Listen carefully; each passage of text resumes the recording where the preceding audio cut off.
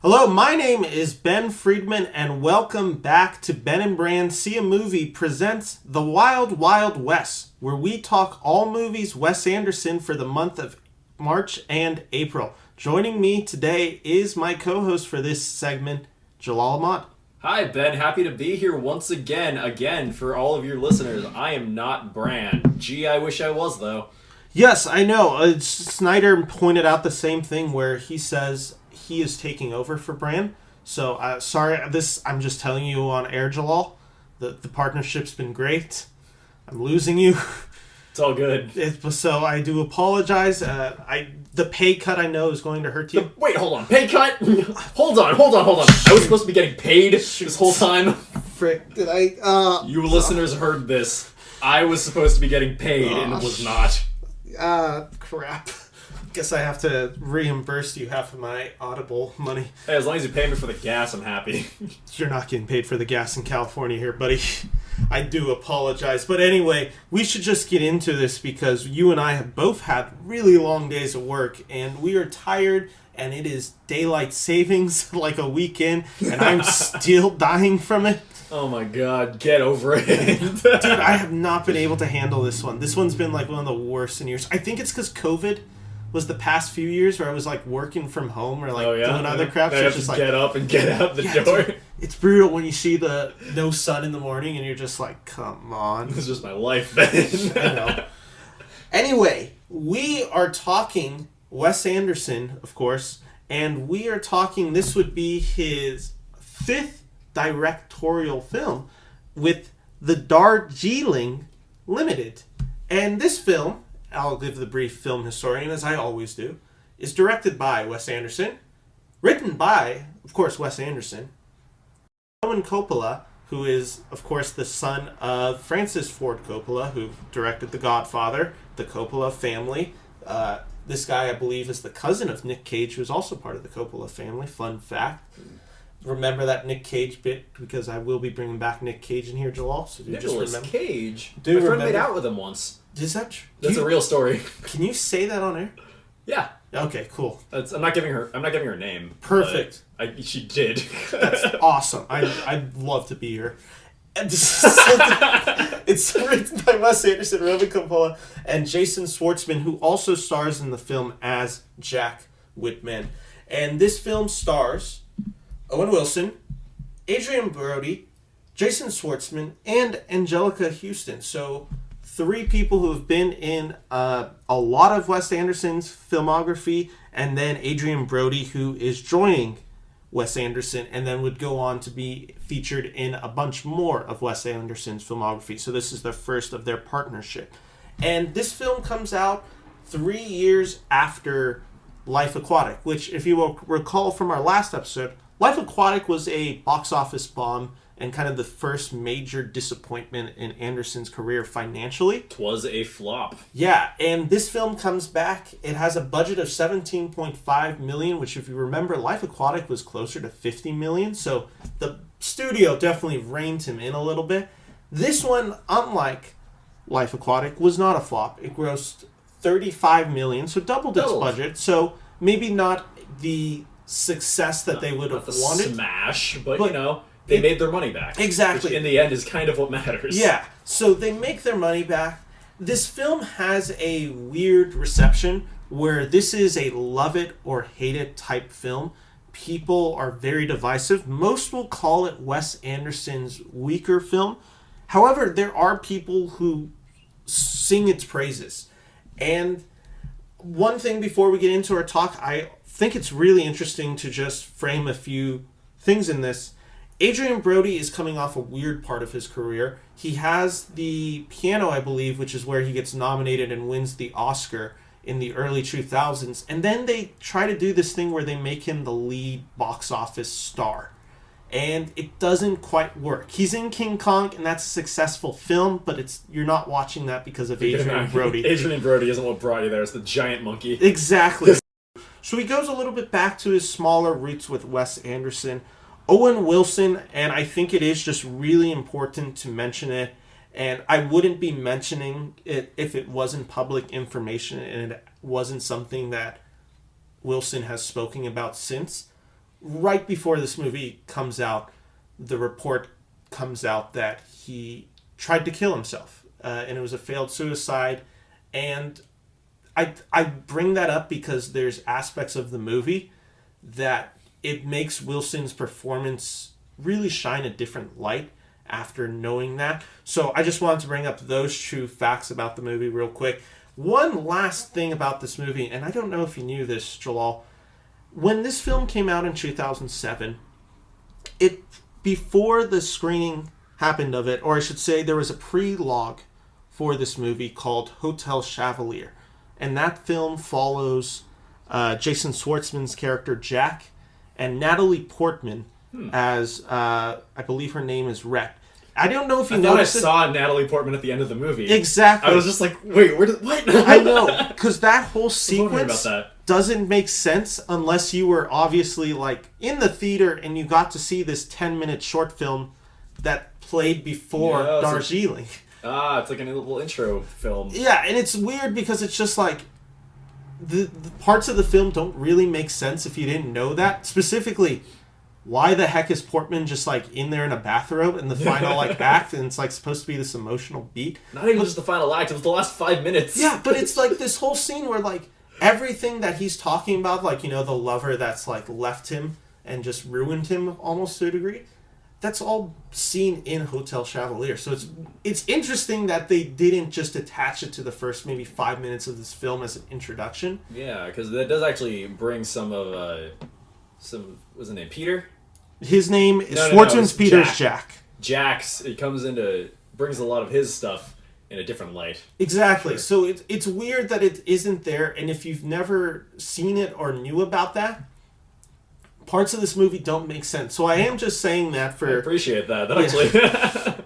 I am just saying that because people who will watch this are like, Natalie Portman's in this movie? Like, where? And it's literally no speaking dialogue in it. Quick 5-second like glance of her.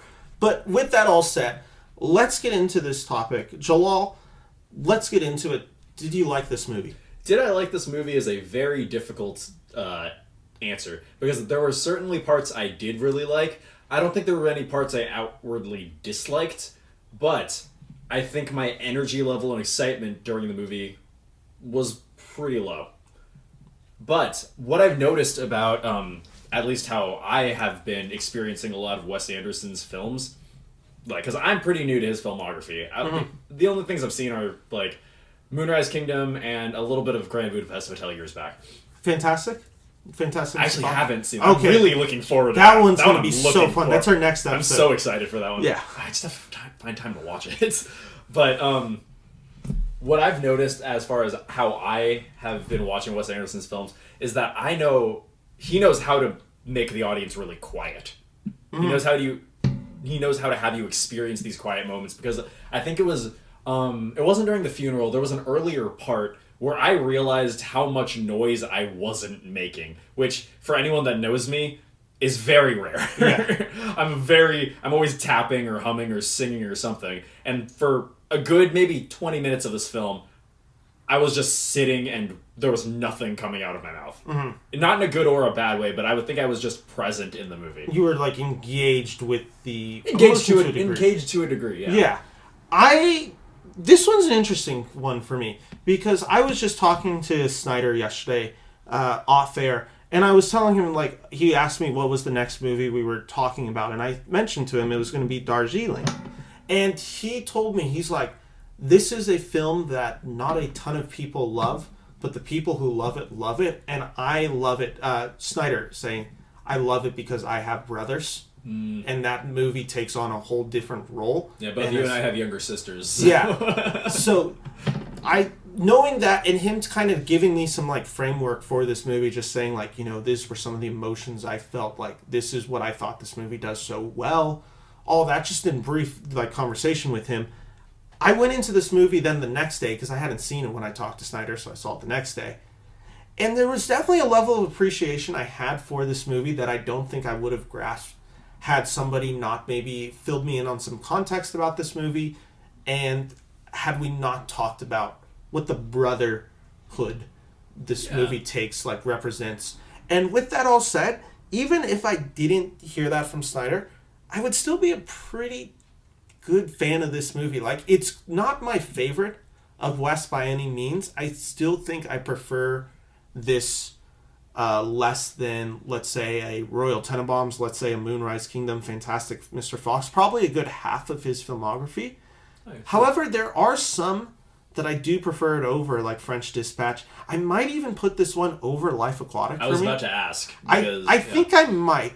And it's solely because what I like that Wes does in this movie is where the others kind of feel like comedy first, drama second. This one I would almost just call a straight up drama. I don't think I really laughed once watching this movie. I laughed out loud a couple times. But I do not remember the jokes. Yeah. There's nothing that it's hard for me to go back and reach and pick things out very specifically from that movie. Yeah. And I have that same feeling too, and I just watched the movie 2 hours ago. Which just like, there's like parts that I really remember, but the parts that I really remember are all related to the emotional. Yeah, they're all the quiet beats or there's no screaming in the movie. There's no big outbursts. I mean, the brothers get in arguments, but it is much more like brotherly arguments. They typically have each other's back. There's no huge falling out or anything. No one is confrontational. The most confrontation I can think of is when Owen Wilson takes Jack's passport and hides it from him, and when Jack's looking for it. Yes, yeah. Yeah. It's just things like that, Yeah, and let's just get into the discussion of this movie, and let's just start with the thing that Wes makes it so clear on this movie, and we were talking about it off air. The idea of baggage is literally seen metaphorically in this movie, and quite literally in this movie, with the fact that they are all carrying their father's baggage. Yeah. Like, quote unquote, like literal bags. Literal bags of his like stuff. That by the end, that they very hastily bring onto the train, and then at the end of the movie, when they're racing to the train, they leave it off completely. Yes. They realize they don't need it anymore. It's a very non-subtle Yeah. hint of what this movie is about. But it does set up the characters very well. We get a Bill Murray cameo in this movie of him being the businessman. I have theories for what this is. I think he's supposed to be their dad catching the train. I was watching that, and then it kind of just cuts to Adrian Brody's character running to catch the train.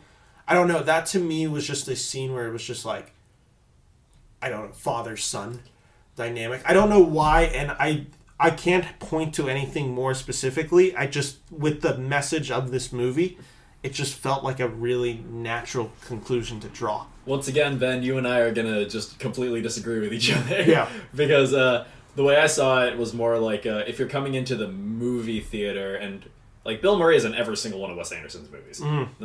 It's a thing. I think by having him very much in the forefront, you're kind of supposed to believe that Bill Murray is going to be the star, and then when Adrian Brody passes him on the train and gets on and leaves him behind, I think it's supposed to be a, oh, well, that happened kind of moment. Okay, so you think it's almost supposed to be like a red herring. Got it. Okay, yeah. I don't know what it was about this scene where I just thought, like, is that supposed to be the dad? And it never gets brought up really again. And my theory would probably be dismissed by the end, where we see Bill Murray's character again in that flashback montage, or not flashback, but it's just on the train with doing his thing. All the other people. And of course the train, again, not a particularly subtle metaphor of moving forward. It's things like these where I think maybe Wes isn't as honed in on some of his ideas, but to a degree, I like that. I like that there's a lack of subtlety to this movie. Like, because it's different. It felt different from what his previous films. The thing is, I don't know. Sometimes I get up in arms when things are not subtle and it gets distracting. But I really liked the scene where they dropped their dad's bags and jumped on the train without them. I think it's just a beautiful, great. It was great because moment. the scene itself, the entire movie is leading up to them leaving behind their dad's baggage so they can move forward together as a family. Mm-hmm. Just watching that happen was great. It's a cathartic moment for these characters. And the reason I really gravitated towards this movie is I think what we see in this movie is Wes exploring the 5 stages of grief, maybe the most that he's ever done. I think, you see shades of that in Rushmore with, the main character of Jason Schwartzman losing his mother. And you see that in Royal Tenenbaums, where the anger and depression, the denial, all of that with their relationship with Royal. And then, of course, Life Aquatic, we see that a bunch. Themes of, Zizou is literally in depression for the majority of the movie. He outwardly says it. Yeah, and this one, I think we get to see all 5 of those. So it's to me, it's this really interesting, accumulation of all of Wes Anderson's ideas kind of put into one movie. And it feels like, not to say somebody growing as a filmmaker, but it is something where it's okay, Wes had to make these films to be allowed to make this film, where it's just he needed to take those baby steps to make this film. And even if I maybe prefer those films he made before, this film couldn't have come early in his life. This is an older man's story.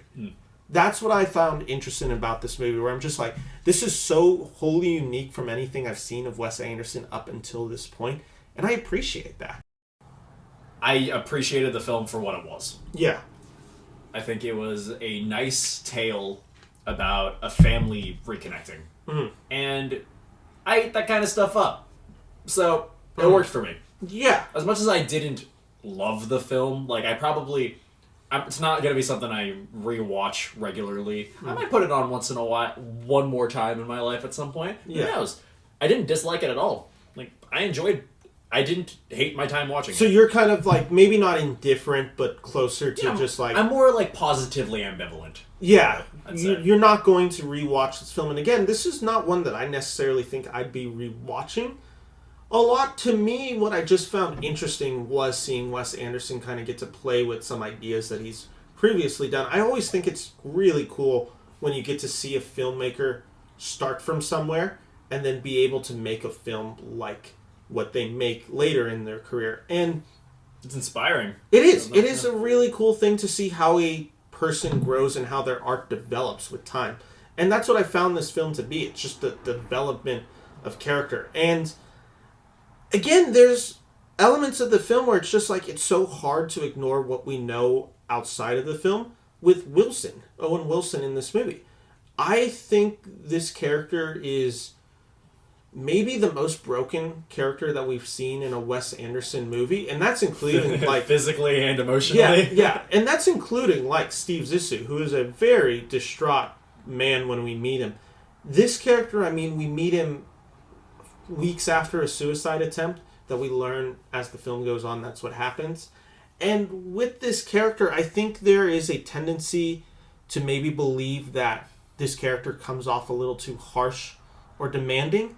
They pay it off well when we finally meet Angelica Houston's character, who is the mother, and we see the exact same characteristics that he was doing. She does the same thing, where it's just her bossing them around oh, you're going to get this food, you're going to eat this, we're going to get this. Raise your hand if you want. Yeah, and it's just scrambled eggs. And it's just the exact same thing that we're introduced when Owen Wilson comes on screen. That's how he talks to his brother. So that's where it's moments like that where I'm just it's really special to see, I guess, that family bond that feels so real, despite the fact that we only spend time with the brothers, yet we have this whole relationship of this family dynamic, even without seeing the mother, and actually not seeing the father anytime in this film. Yeah. What I really liked is that they didn't completely leave. They could have left the mom out of the picture entirely. So they could have had the phone call where she says she's not coming to the funeral, or she's not she calls them to tell them not to visit her. And it could have just been left at that. It could have just been the brothers banding together.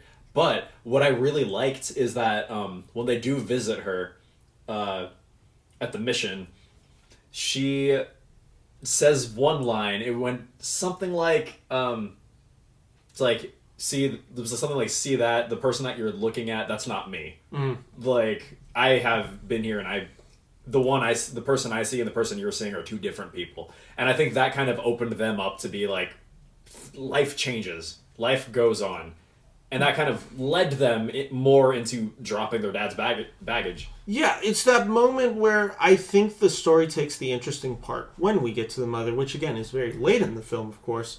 But that's the character beats in this film that I think make the family dynamic special. Because you're right, there is a story where once they get the letter that their mother doesn't want to see them, they go on this adventure to kind of reconnect. Their reconnection has to come from the fact that they need to see it themselves and know that their mom's just going to abandon them. And that's the acceptance part of it, where they're not angry about it, they don't hate her for it.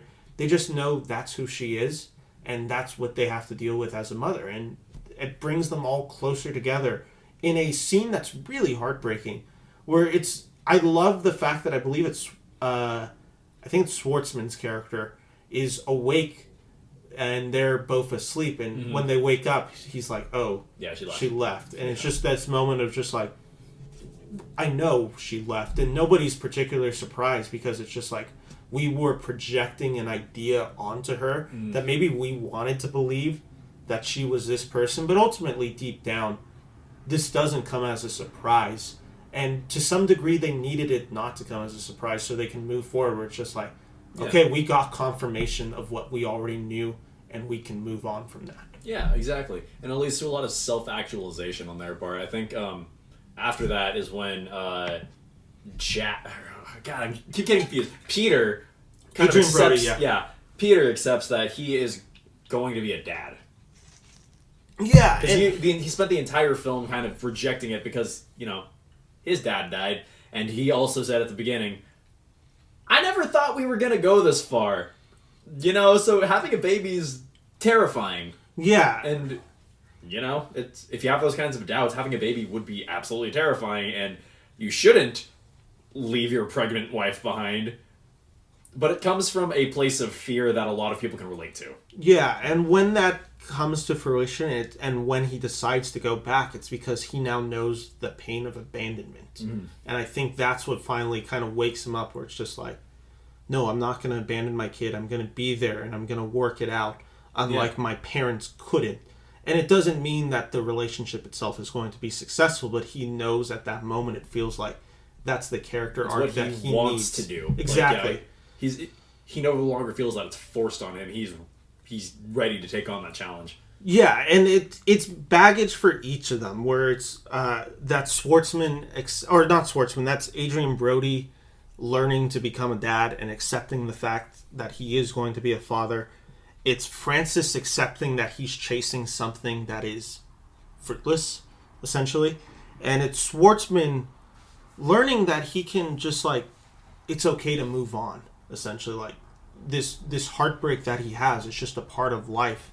And in reconnecting with his brothers, it kind of gives him strength to move forward out of that. To the point, like, one of the, I think, softest and sweetest moments to come out of the film is literally where Schwartzman's character is just sitting there in the back of the trunk reading his book to his brothers in the end of it. It's just he literally just has the ending written. Yeah.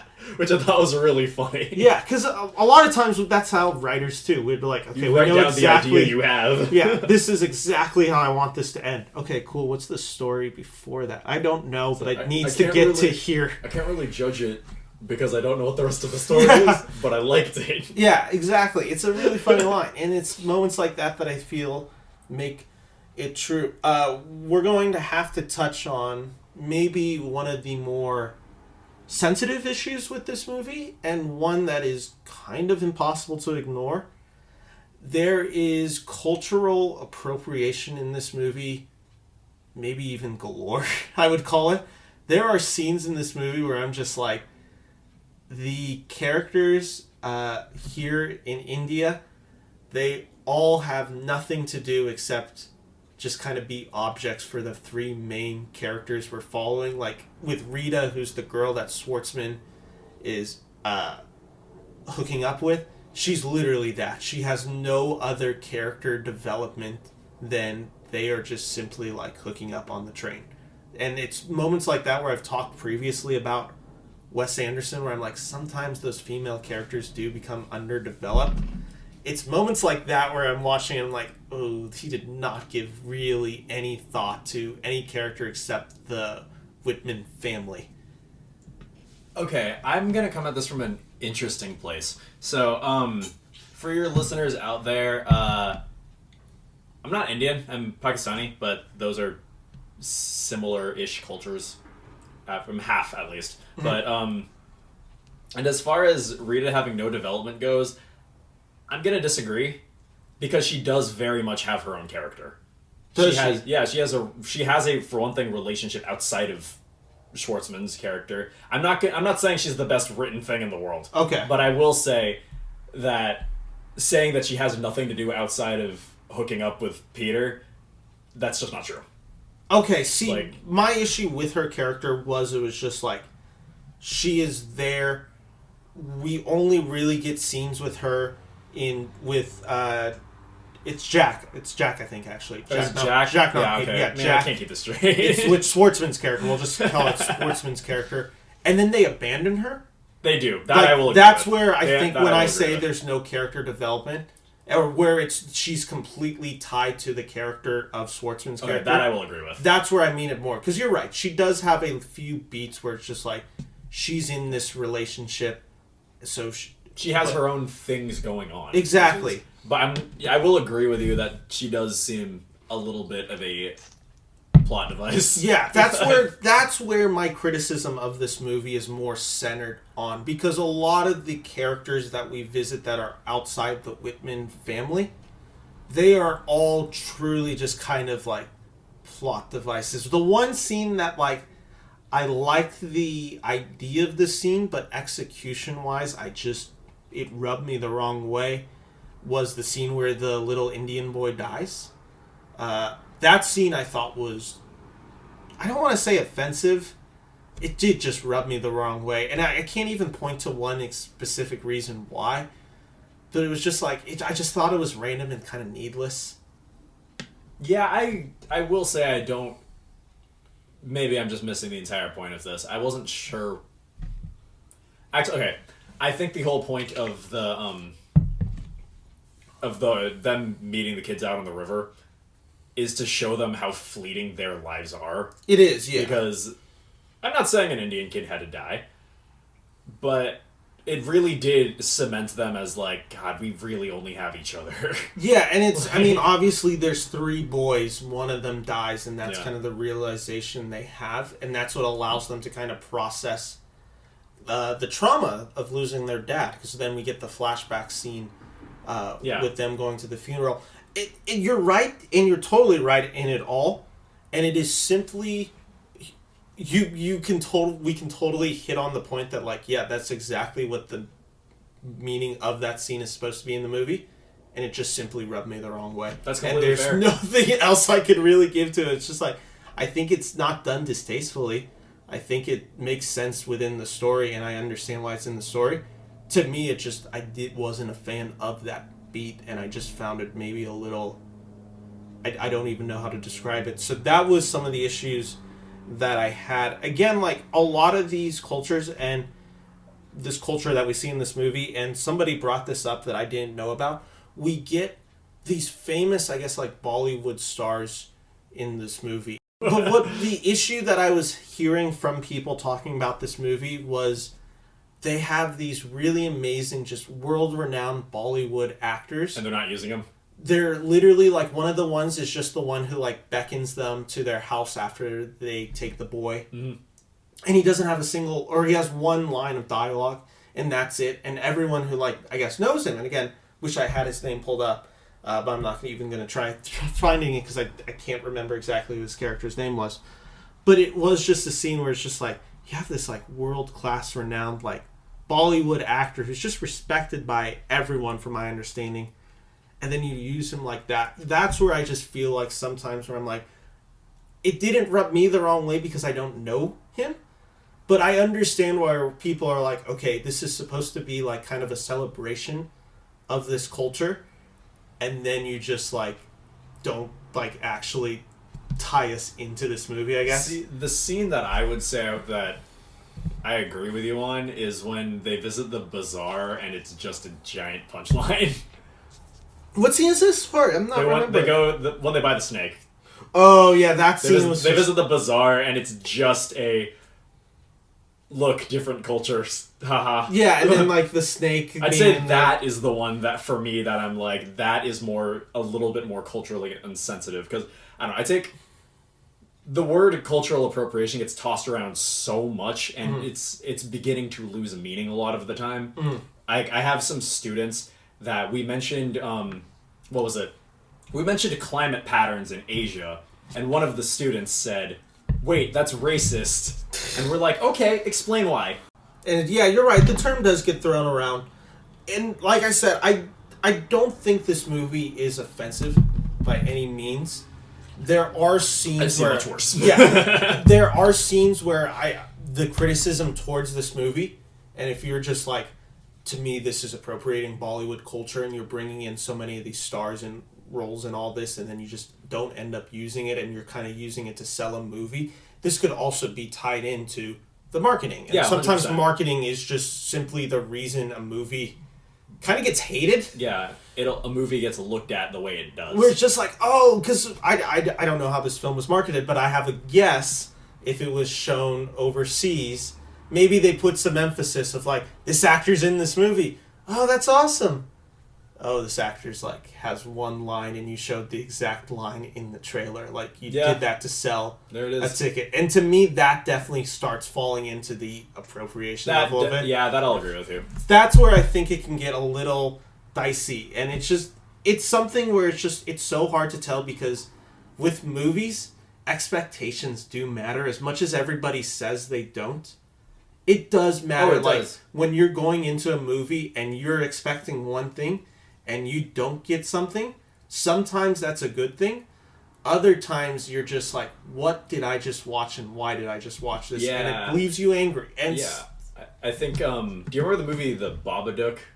Yes, I did. Yeah, you remember when it came out in like 2014, 2015, something like that?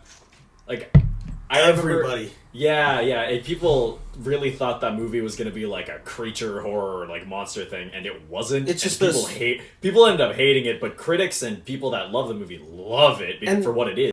You're right, because A24 is one of the biggest offenders of it, where it's just like they put out this badly. They put out this trailer, and you're just like, this looks like one of the scariest movies I've ever seen, and then you watch it, and you're just like, what the hell did I just watch? And that, I like A24 though. I love A24. I love that they do that. I love that when I watch a trailer, I have no clue what I'm about to watch. I mention it because studios have to understand it, and critics need to understand it, and I write about it all the time. Expectations do matter, and when the audience is sold something and they don't get it, it's not necessarily their fault. Yeah, that they didn't like the movie, because it's like, no, they went into a certain movie, because there's movies that I don't go see because I'm like, I'm not a fan of this type of movie. And then when I get to see that type of movie, and then I'm just like, I wasn't a fan of that type of movie. So it's just like, no, you tricked me to go see a movie I don't like. I'm not going to like that movie. Yeah, it's like when you go to a restaurant and you ask for one thing, they mess up your order, you end up eating it, it's still good, but you're still miffed that it wasn't what you got. Exactly. Yeah. It's just like, that's why expectations matter, and it's why we need to frame certain discussions a little bit differently, because it's like, no, like, and it goes into everything, and this ties back in the sense of cultural appropriation, where it's like, sometimes a lot of these ideas that we throw around, it's not one sole person's fault. It's not just the director, or it's not just the writer, it's not just the actors. It could be the studio, it could be the guys marketing in the movie, it could just even be the way we perceive something to take place. I mean, look at Star Wars The Last Jedi, which is a movie that I actually don't think was particularly mismarketed, but it was just like, okay, well, you have 40 years of fan expectations built up, and then you don't deliver on some things where it's just like, oh, of course we're gonna see this in a movie. Hey, I like how Luke was handled in that movie. I love it. But it's just like, that's what I'm talking about. So getting back to this movie, it's something that I think is worth pointing out. Like, just maybe this is why people dislike this movie to a degree. And I know Isle of Dogs also has that similar issue where it's like, is this one appropriating Chinese culture? And it's just like, it's a topic that's just going to get discussed, and it's one that doesn't really have a solidified yes and it does not have solidified no. It's in the gray zone.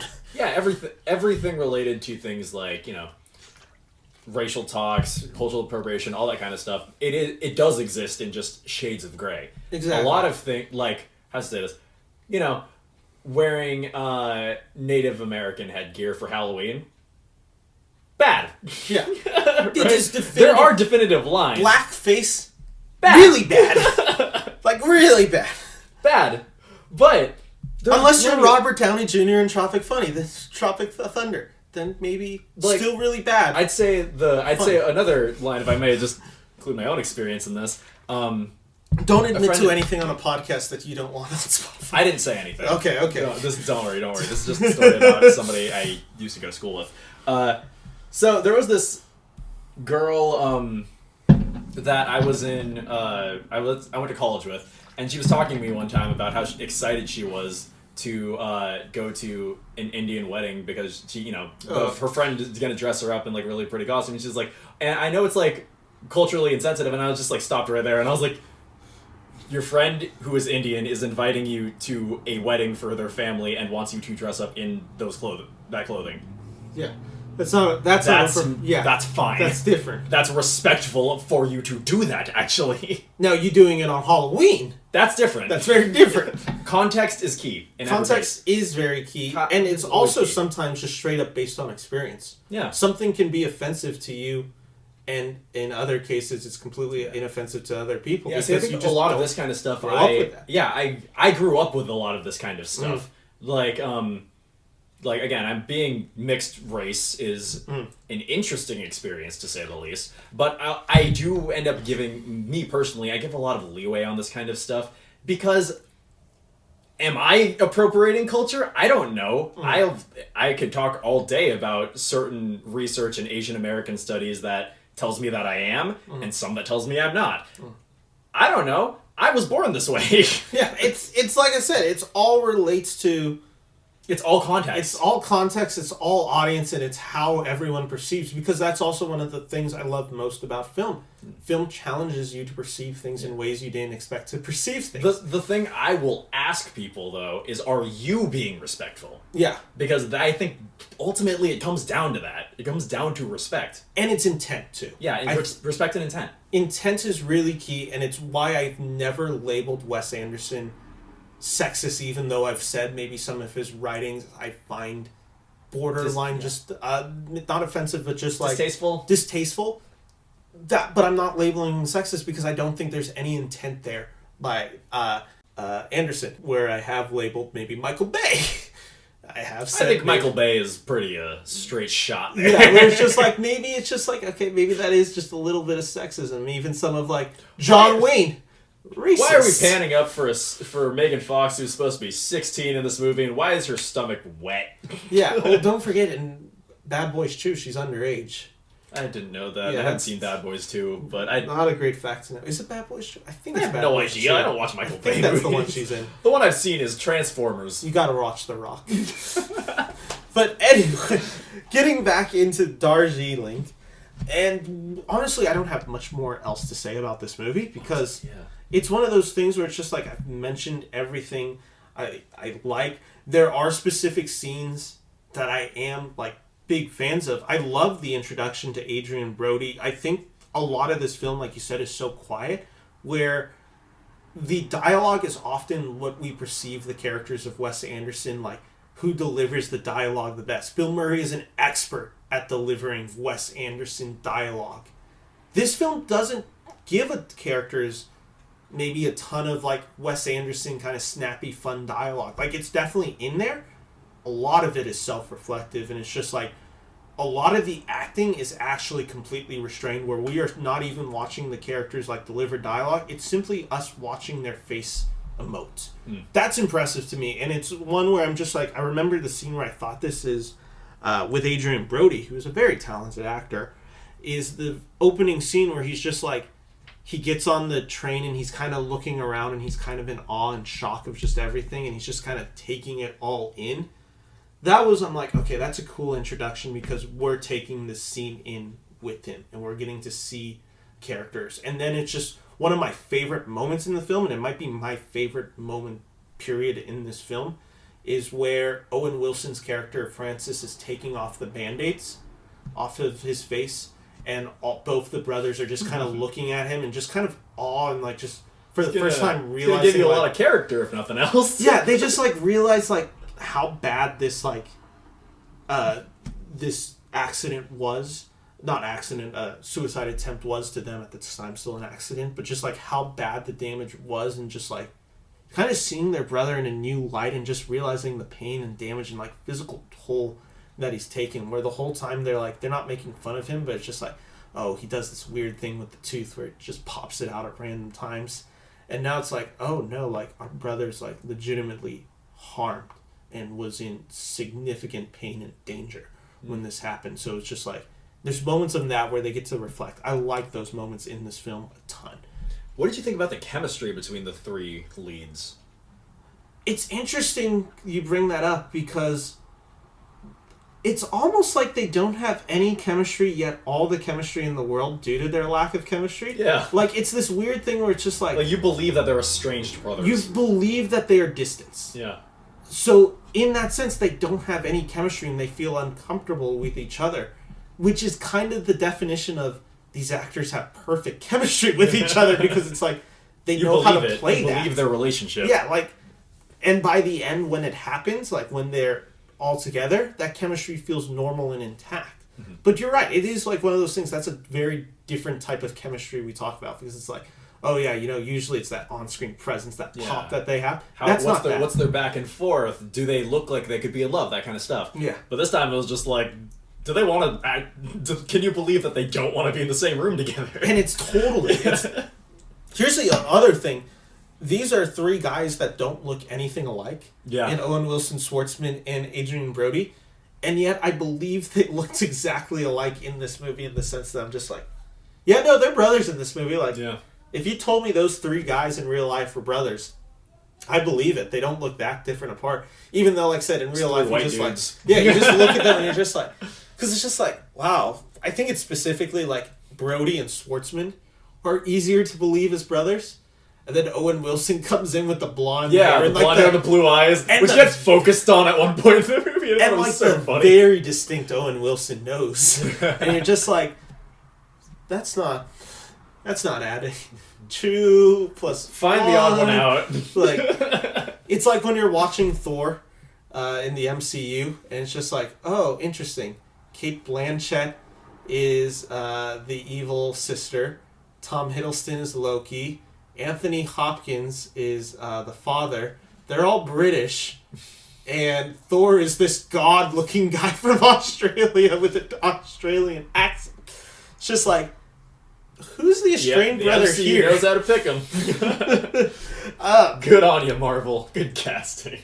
Yeah, like I said, overall, I really enjoy this movie. I don't have much else to say about it. The ending I did find very sweet, where it is literally them just throwing away the baggage. Is it quite obvious what that scene is? Oh my god. But it's meant to be obvious. Yeah, it's not it's supposed to be tell you, subtle. hey, maybe you should let go of something too. Yeah. Maybe you're holding on to something that you shouldn't anymore. Yeah. It's just dragging you down. Agreed. I think it honestly made me think for a second, what can I just let go of? Yeah, because that is healing, is sometimes just straight up, not just sometimes, it's a lot of time healing is letting go and moving forward. And literally, the train is moving forward while they're jumping on it. Like, the metaphor is there, and it's clear, and I liked it. And that's really all my thoughts on Darjeeling. I know we're a little short this week, but I would like to add one thing, because I said I couldn't remember a lot of the jokes that made me laugh out loud. I did remember one of them, and it's...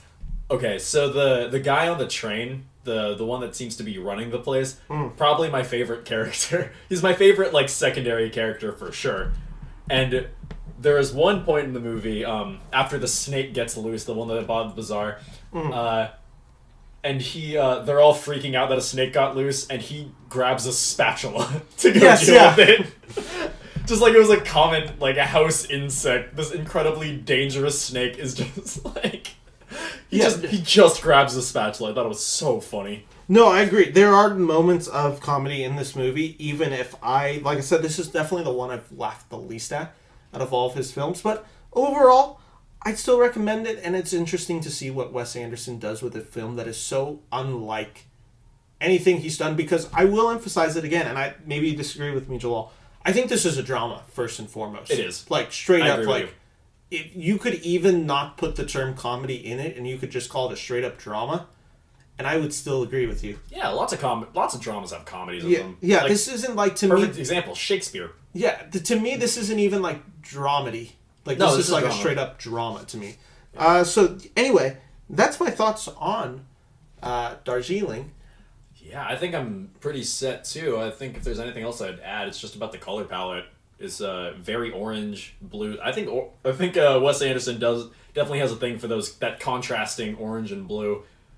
Yeah, You see it a lot in his movies. he has another thing where you can tell the 60s rock aesthetic is important to him. Yeah. Because obviously, and the Beatles did it too, where they went to India and they like make the film look, or they make that Sgt. Pepper's Lonely Hearts Club Band feel like that. Jason Schwartzman's character is literally Ringo He looks Starr. like, yeah. Like in this movie, like to the haircut and all, and just some of the outfits they wear, and just the color palette He's barefoot with the all the time. green. Like, it's just like, okay, it maybe not a direct Beatles reference, but as someone who I know is a huge I Beatles think fan, it was a Beatles reference. it's just like I know what you're doing there. With that all said, that's our discussion on the Darjeeling Limited, and let's get into the segment we're all waiting for with the great debate. Ladies and gentlemen, welcome to the Great Debate. My name is Ben Friedman. We are doing the normal thing. I have a question. Joel has a question. We go back and forth. We determine who has the better answers. Though this week we actually just decided to combine our question. We really wanted to phone it in for this one. We really did not want to put any thought. And you're going to recognize, I asked this question of Snyder on my Moonrise Kingdom, and I just think it's a really good question, and it's one that's just like, it's an interesting head experiment. So the question we've both decided to come up with was, name a few actors and actresses that you would like to see in a Wes Anderson film. And I will say, I already answered this question with Snyder, so I came up with completely different picks than the ones that I chose yesterday with Snyder. So, Jalal, do you have your picks? Sure. This is going to be weird, but do you remember the show Victorious? Yes, I do. Okay, so there's this dude on YouTube. His name is Quentin Reviews. Lovely, lovely channel. Very intellectual. He does all of these... He does a lot of very long video essays, and he recently put one out that was 8 hours long on the second half of Victorious, because he did one that was like 5 hours on the first half. And I watched the whole thing over the course of a couple days. Of course he is. Yeah, because I love that guy, and why not be nostalgic? And then I got to watching a little bit more of the show myself, and I haven't seen it in quite a while. Weirdly enough, I think the actress I would want to see on there is Ariana Grande. She has a very good sense of comedic timing. She does, like, too, surprisingly good, and I think she would fit in really well in a well-rounded Wes Anderson cast. Yeah, I'm hesitant to give you that one because I did just see... I didn't just see it, but I saw Don't Look Up. And maybe it's also because I just didn't like that movie. I thought you didn't like I did. I thought, honestly... I thought her scenes she was were just, pretty. The thing is, she was just straight up Ariana Grande in that movie. It was. If you actually ask her to play a character, because she used to be on Broadway, and she's very, obviously I think she's very talented. I'm not taking away anything from her. Like her or not, you have to admit she's very talented. And, I don't know. I think Wes Anderson could pull some weird stuff out of her. Yeah, I agree. She also has this kind of like it girl like eccentricity-ness to her that like it wouldn't be odd to see her in a Wes Anderson movie. Like she has that kind of like feeling that like maybe the vibe does work pretty well. And I think it could make for like that, and again a well-rounded cast could make for a really enjoyable movie. Okay, I like the answer. Like I said, interested on it because I'm just like probably didn't see that one coming. Did not see that one coming. But you know what? I thought I was going to say Pete Davidson again. Pete Davidson is always the answer. I have a few down here as well. And I wrote a few names down because I've been thinking about this question nonstop since Snyder asked it to me. I have a few.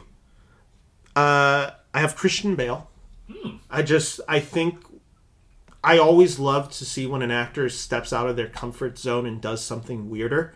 And I think he has the comedic sensibilities proven to himself that he could do it. So I'm putting him on the list. I have Andrew Garfield, who would kill it.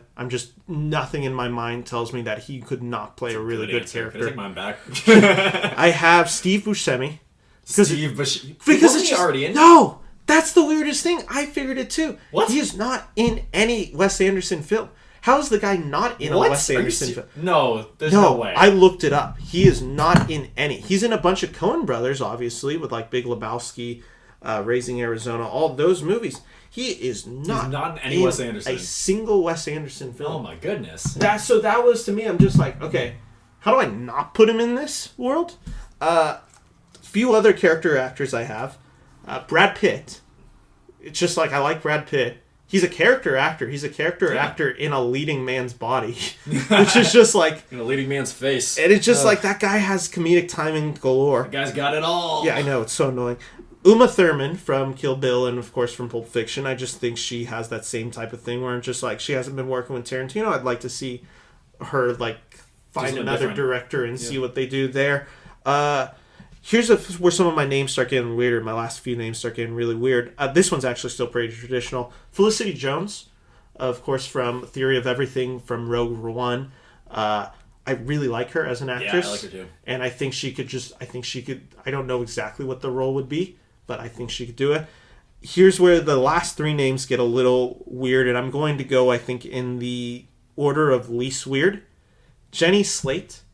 Jenny Slate. I like her a lot. I just saw this movie she did with Charlie Day called I Want You Back, which is this romantic comedy, and she blew me away. Not Charlie just Day with and Jenny Slate, huh? I've never heard of that. Maybe I should. And it's not just her comedy that just like astounded me in this movie, and that she's really funny in that movie. It was her legit dramatic chops in a few of those scenes where I'm just like, I like her and I want to see more of it.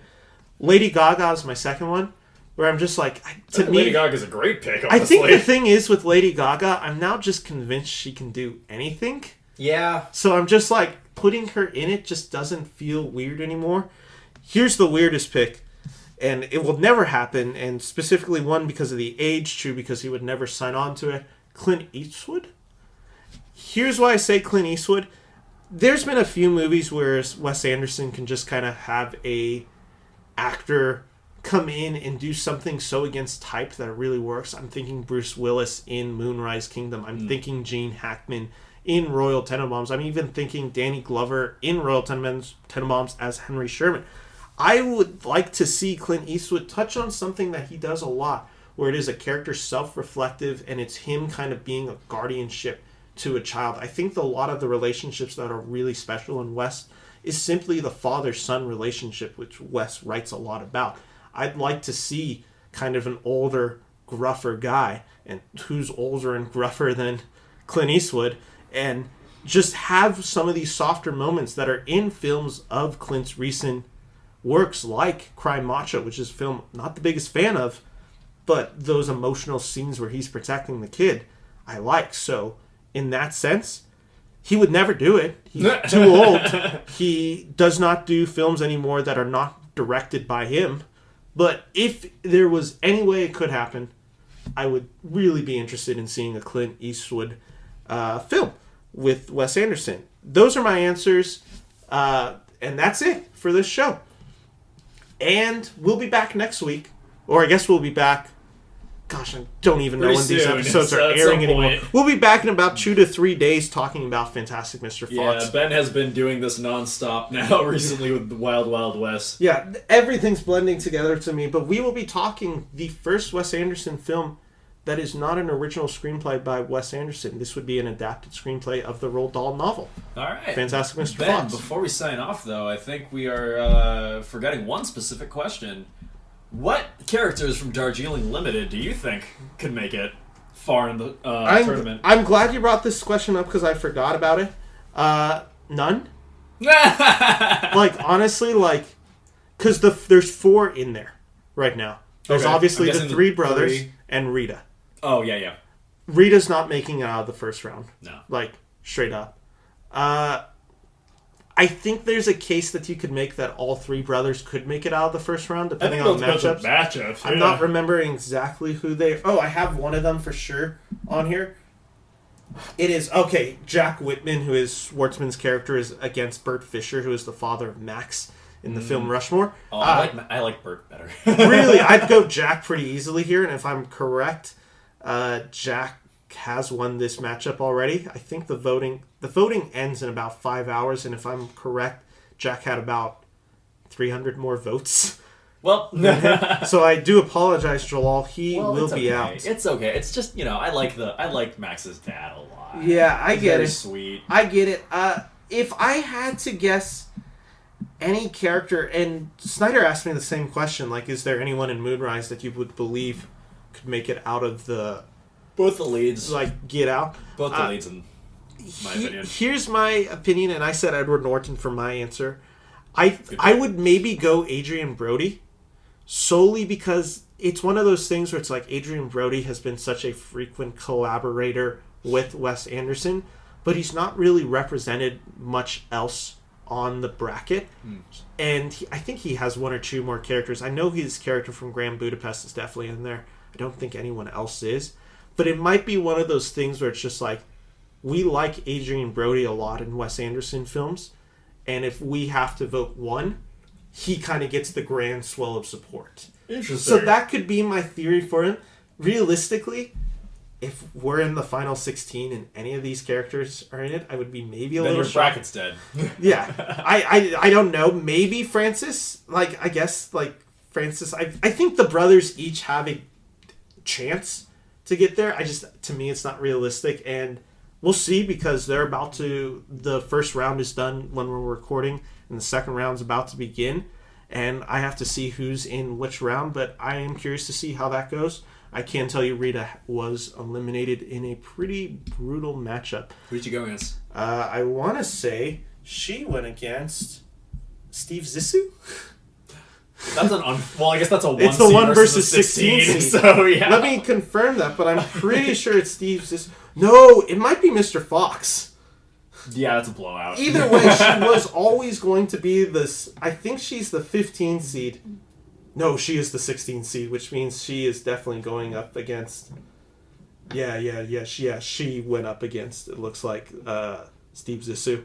And for the other one, Francis went up against Pele from Life Aquatic. I love the character of Pele. I have a feeling great. I have a feeling Francis might have won that matchup, not based on anything I've seen. I haven't seen those numbers yet. Speculating a week ahead. This is all color commentary. You do not need to vote the way that we're talking. Trust me, they're not. Because I can announce, because I have seen the bracket, Royal did win his bracket. That makes sense. But by about 52-48. Whoa! Insane to me. But anyway, that's our show, guys. Thank you for listening. We'll be back for Fantastic Mr. Fox soon. Take care. Bye-bye. Later.